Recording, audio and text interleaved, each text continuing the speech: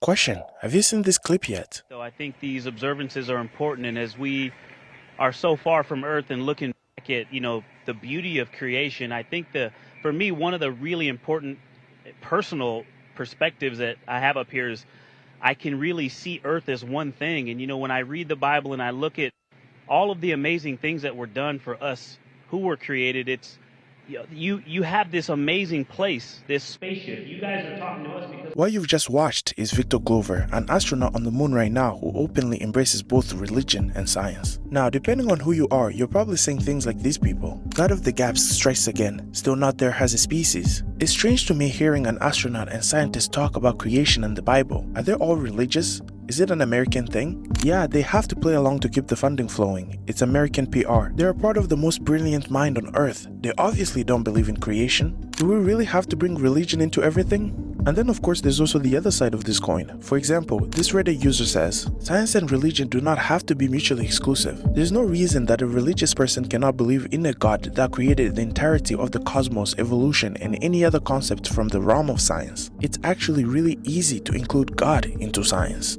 Now, I'm not here to pick sides, even though it certainly is going to feel like it. I promise you, I'm not trying to. I simply want to highlight the simple fact that not only has it been difficult trying to combine science and religion together, but I think it's actually impossible to do so. And those who think otherwise are simply not being consistent in their reasoning. It is literally impossible for one to be fully scientifically minded and be religious like Victor Glover is. Now, I know this is a big claim, and I promise this is not clickbait. I got the data to back up my claim. To illustrate my point, let's look at the history of this. No, not back to Galileo. Let's go back to the year 1997. Why 1997? Because in this year, a film titled Contact, inspired by perhaps the most influential scientist of our generation, Carl Sagan, has just dropped in theaters. By finding out whether there are civilizations on planets of other stars, we reestablish a meaningful context. Now, why is this relevant? Well, it's relevant because before we look at other arguments for the compatibility of science and religion, we need to establish a basis, which I think this film provides. The film was perhaps the first film ever by such a renowned scientist where the moral lesson was that science and religion are compatible. I want us to investigate this movie a bit and see if Carl Sagan's moral lesson here was sound, and if it can then help us to determine if Victor Glover is justified in thinking that science and religion are compatible. So what's the film about? The film follows astronomer Dr. Eleanor Arroway, let's call her Ellie, who detects a signal seemingly from the star Vega. The signal communicates prime numbers and contains an enhanced version of the first human TV signal powerful enough to escape into space, which by the way is Hitler's opening speech at the Summer Olympics in Berlin on August 1st, 1936. But as clear evidence of intelligent alien life, news of this signal spreads and turns the world upside down. This is yet another example of science intruding into matters of faith. But later, however, more data is discovered in the signal, but the only problem is that it cannot be deciphered. The solution is given to Ellie by S.R. Haddon, this wealthy Elon Musk character in the film who financed Ellie's project and somehow gained access to the data. This Elon Musk character Haddon reveals that the signal contains blueprints for a giant machine, which when activated is designed to drop a capsule carrying a human inside it. And Ellie is selected to be this human.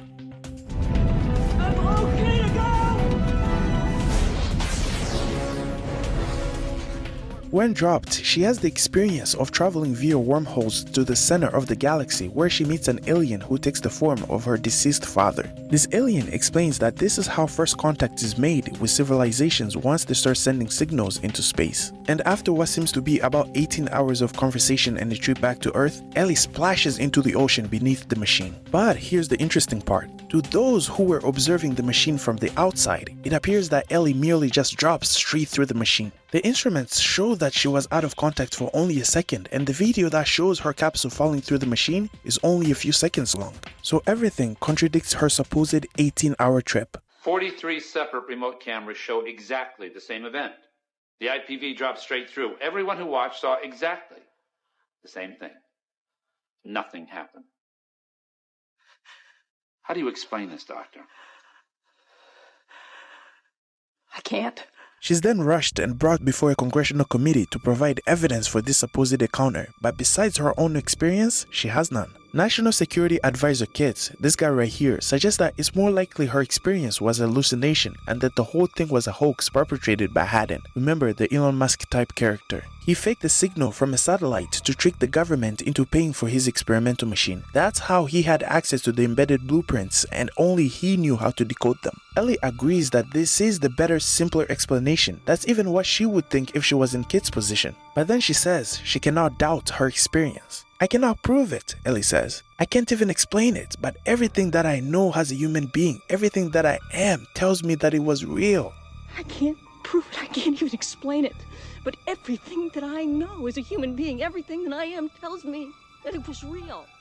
Now, Ellie's love interest in the film is Palmer Jazz, a reverend pastor who says that his belief in God was justified by vivid religious experience. He says that he was looking into the sky one night, felt a presence, and knew that it was God, that he wasn't alone. Earlier into this, Ellie initially dismisses the reverend's experience as wishful thinking, that he needed to have it. Come on, it's like you're saying that science killed God. What if science simply revealed that he never existed in the first place? In the end, however, Ellie ends up doing exactly what the Reverend did, trusting her own experience even though she herself openly admits that it's more likely a result of wishful thinking. She even uses some of the Reverend's words to explain why she can't help but believe that her experience was genuine. It changed me forever. It was a vision that tells us that we belong to something that is greater than ourselves, that none of us are alone. Now, the Reverend Pastor's last line in the film has him saying that he believes Ellie's experience was genuine. But of course, this begs the question, if Ellie is justified in believing she visited aliens based on her own personal experience, well, isn't the Reverend Pastor also justified in believing in God based on his own personal experience? This is the moral lesson of the film by the agnostic scientist Carl Sagan. The moral lesson is that belief in God can be justified even for those who are scientifically minded, like Victor Glover. Now, here's where I come in, because this moral lesson of contact is only true if Ellie actually was justified in believing her own personal experience above and beyond the simpler scientific explanation, which, if she is actually scientifically minded, doesn't seem to be the case. Why? Well, let's first start by understanding generally why scientists usually don't give more credence to their own personal experiences than they do to scientific reasoning. The problem is that science is designed and engineered to go directly against personal experiences. Why? Well, because of the myriad ways personal experiences can fail us. Take these popular examples, for example. Memory. You've probably heard that our brains are not video cameras, and this is true. They store the basics of what we usually experience and forget the details. Example. 1 and liftoff.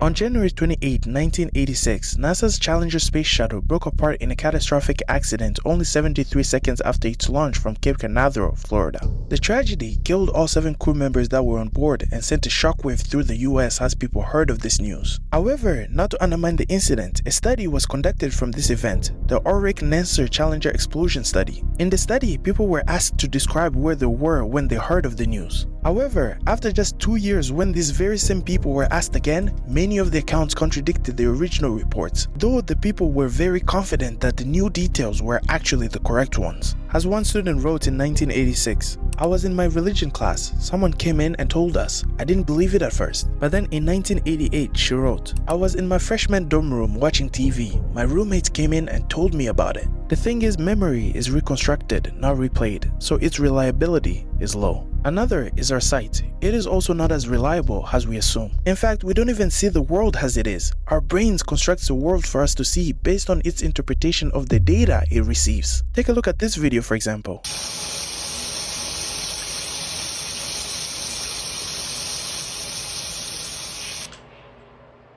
You see the problem? Because this interpretation is informed by our assumptions, we often see things that aren't there and don't see things that are there. In fact, what we see with our eyes is now known to be so unreliable that eyewitness testimony is becoming more and more useless in court. Then there's also mistakes in intuitive reasoning that also mislead us. Confirmation bias and availability error, for example, make us ignore evidence. Proportionality bias and subjective validation make us misevaluate that evidence. Fallacious reasoning, like thinking that correlation implies causation, can make us think that a medication worked when we were in fact already on the way. The point is that the fact that something feels real doesn't necessarily mean that it is. To discover objective truths about our universe, science requires that we follow specific procedures to guard against these many ways we lead ourselves astray through personal experiences. This is why, when and if there's a conflict between science and personal experiences, scientists must always embrace the scientific view, or else one is simply not being consistent. And so coming back to Ellie should have rejected her own personal experience ignorance in favor of what she herself admitted was the better, more scientific explanation, that she simply hallucinated and the whole thing was a hoax. Now, a common rebuttal many people who find this line of reasoning troubling will bring up is that, well, we can never really prove theories anyway, so therefore Ellie is justified in believing in whatever because any of these theories are equally likely to be true. And the problem with this statement is that it demonstrates an utter and complete misunderstanding of how science actually works and what it demands. This statement simply demonstrates ignorance in what science calls inference to the best explanation. Science requires that when comparing competing hypotheses, you must reject the ones that don't fulfill these following criteria. 1. Testability. This means that the hypothesis makes novel predictions. Fruitfulness. Getting those predictions right. Scope, having explanatory power. Conservatism, aligning with already established concepts. Simplicity, what the film called Occam's razor, not invoking extra assumptions. So sure, Ellie cannot prove her alien contact hypothesis, and Kit cannot prove his hoax hallucination hypothesis. But the hoax hallucination hypothesis is better. Using these criteria, the hoax hallucination is a better explanation, a more scientific one at least. The hoax hypothesis is simpler since it doesn't invoke aliens. It's more conservative since given the size of the universe, it aligns with how unlikely alien contact really is. It also has wider scope. It explains perfectly why the Elon Musk character had access to the blueprints and why he was the only person able to decode them. So going off this, given the evidence at the time of this testimony, Ellie is not justified in believing that she contacted aliens. This of course doesn't mean that it didn't actually happen, but that there's just no justification in believing that it did. And the same is true with Reverend Palmer and his encounter with God. Again, sure, we cannot perform an experiment to determine whether the religious experience was legitimate or if he simply hallucinated. But again, this doesn't keep one explanation from being better than the other. The hallucination hypothesis is simpler. It doesn't invoke supernatural entities. It's more conservative. It aligns nicely with what we know about how the brain can produce such experiences. The hallucination hypothesis also has wider scope. The wishful thinking explanation accounts for why religious experiences in all major religions don't align. Everyone has their own hopes and wishes that they project onto God, so they all end up having different experiences. Remember, our brains interpret the data it receives based on our assumptions. So the Reverend Pastor was also not justified in believing that he encountered God. As you can see, the compatibility between science and religion is just not as easy as this Reddit user and Victor Glover think it to be.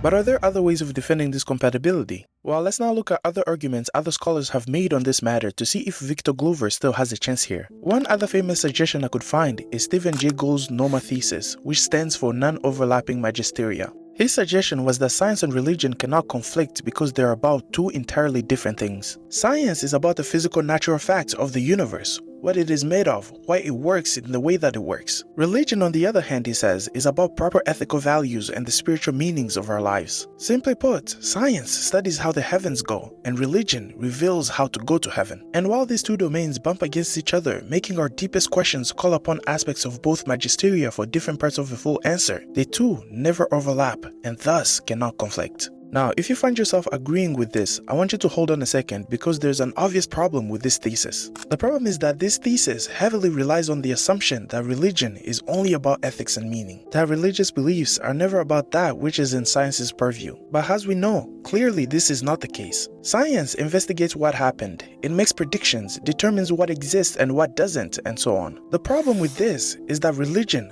often does these very same things. Take Joshua's story from the Bible, for example. Then spake Joshua in the day when the Lord delivered up the Amorites before the children of Israel. And he said in the sight of Israel, Sun, stand thou still upon Gibeon, and thou moon in the valley of Aiolan. And the sun stood still, and the moon stayed, until the people had avenged themselves upon their enemies. Joshua 10:12-13. Now, although this story has ethical implications and some moral goal, the doctrine itself is a statement about what happened in the physical world. About 5,000 years ago, the sun and the moon were stopped motionless by the creator of this universe. This claim has no scientific credibility. Why? Well, because of the criteria I mentioned earlier that scientists have to abide by. Testability. Science has tested, and it's not the sun that moves, but the earth. The claim is not conservative either. It breaks physical laws, and God in fact has to create new ones in the process just to sustain his people trying to destroy their enemies. The claim obviously invokes supernatural beings, which eliminates its scope. There are also just simpler assumptions that better explain the event. For example, that it was simply a hyperbolic tale used to inspire people to head up to war in what used to be such a barbaric world. Anyway, not to drag this on, the simple point is that one cannot be a fully scientifically minded person and believe that 5,000 years ago, the creator of our universe stopped the Earth's axial rotation so a believer can murder his enemies. Again, it's not that the creator can't if he so wished, it's just unlikely that he did. Inference to the best explanation.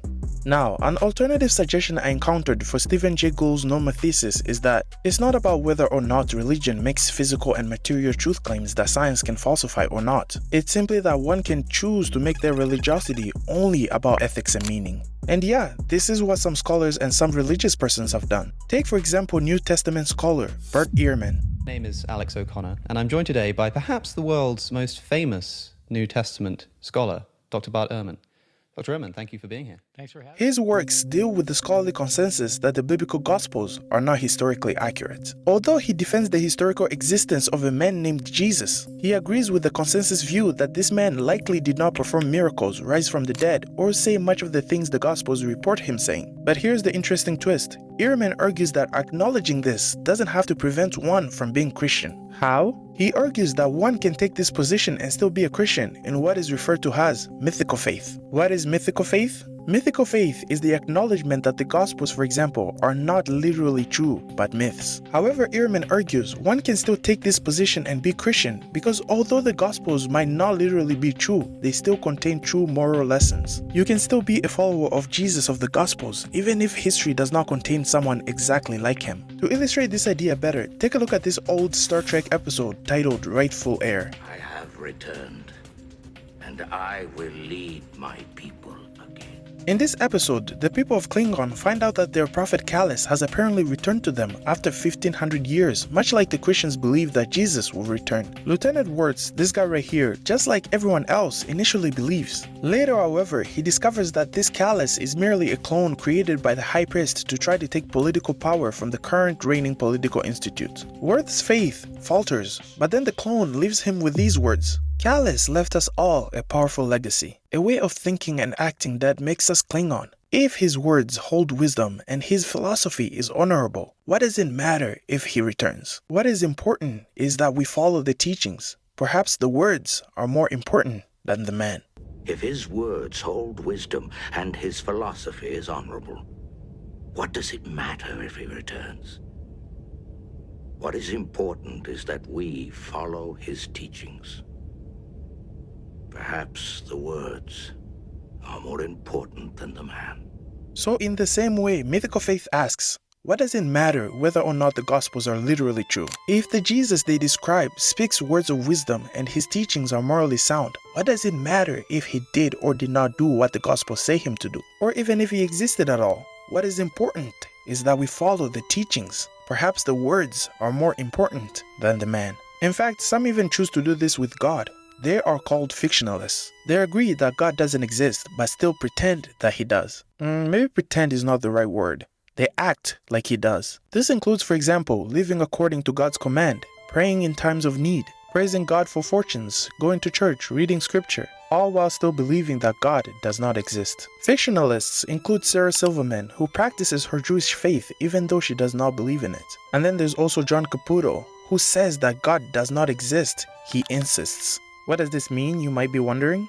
Well, unlike Nietzsche, an atheist who said that even the mere idea of God has become irrelevant by pronouncing the death of God, Caputo suggests that although God does not exist, the concept of God is and will always be relevant. It calls upon us, it lures us, solicits us to act a certain way. He says, the insistence of God means that the name of God is the name of something that lays claim to us unconditionally, like a promise of things the eye has not yet seen nor the ears heard, but without the force of being, power, or sovereignty and omnipotence. Now, coming back all the way to Victor Glover, maybe this is the same thing with him. He cannot help but feel the insistence in the concept of God and therefore acts accordingly. The name of God lures him and solicits him to act a certain way. But of course, if this is the case, one has to wonder if fictionalists or those who have mythical faiths are genuinely true believers, or if it's just a way for scholars to say that they believe in something that deep down they know that they don't. The unfortunate part of it is that we will never know, but for now, it seems like it is in fact difficult to combine science and religion together. Hope you enjoyed. My name is Jordy, and remember, I'm just a messenger. Until next time.